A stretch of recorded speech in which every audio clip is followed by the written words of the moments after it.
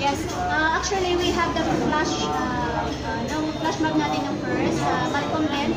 And mini-message ko si Sir Freddy kasi siya naman talaga yung original na natin sa flash mag natin part 1. So, kasi andito na si Donya Villa, so I push through this flash mag part 2 para magkaroon tayo ng relationship for the parents vloggers and the Baguio vloggers. Because actually, sa Carito ay parang nagkakaroon ng, alam niya, due to ibang opinion, nagkakaroon na parang gap.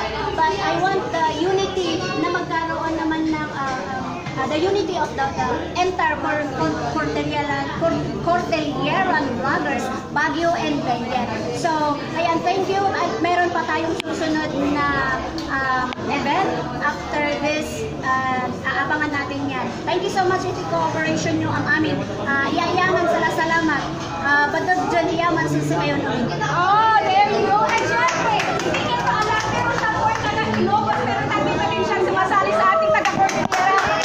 Nicole Larissa Vlog. Ano masasabi mo, ma'am? Okay, maging masaya lang kayo sa ating ginagawa yun lang. Ayun, maging masaya tayo lang. Ang haba naman. Oo, ma-short lang din naman. Papakilala kayo naman, sir. Ayan. Sa asawa niya yung sister, tapos ay kapatid na asawa ko.